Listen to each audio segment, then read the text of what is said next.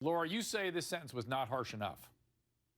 I agree, yes. It wasn't harsh enough. I felt as though she should have at least gotten maybe 15 years for each child.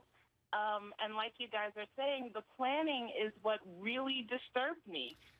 She spent a considerable amount of time on the internet researching ways to kill poison fluid or something like that. And even when she testified, she said with no remorse, no expression on her face, I poured the liquid, the de-icer, into Kenny's cup, and he sipped it, and he didn't like it, and he put it down. Oh, and it's chilling. She said that on the stand. So she was aware that he sipped the juice, and there was something wrong with it, and, you know, he put it down and I guess went somewhere else, and so she was aware of this. And so that is kind of what really bothered me and bothered us. And did you know her before this all happened? Is something about her that led you to think that she's capable of this kind of cold-blooded, premeditated action on children? I mean, looking at the facts, she was very meticulous. I remember an incident in which there was a book, a Steve Harvey book that came out about dating.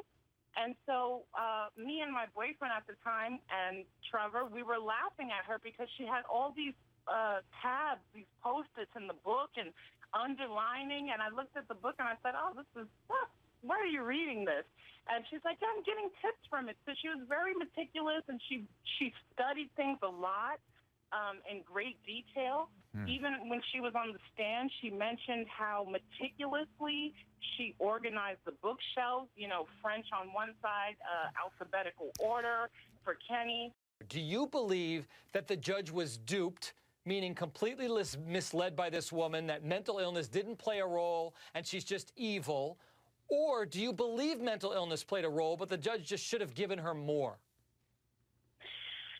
Well, whether or not she had a mental illness, it's not really up to me to decide.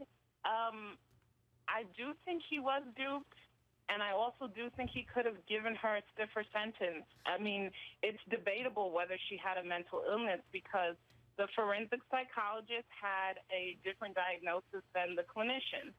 And so the forensic psychologist said she had an unspecified mental disorder and something with seasonal disorder, mood disorder. Yeah. And the clinician said she was suffering from, I guess, a bipolar with a postpartum psychosis onset. Okay, Laura, so I'm going to leave you there. I got to leave it there. And that makes sense to me, that postpartum psychosis. But what doesn't make sense to me, again, is the systematic planning. Usually when people are psychotic like that, they're disorganized. They do something impulsive. They don't plan like that.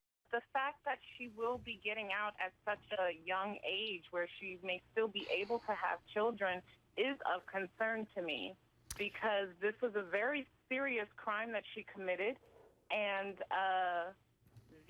her mental state is still debatable. And, you know, it's a tragedy, and it would be even more tragic if it was repeated.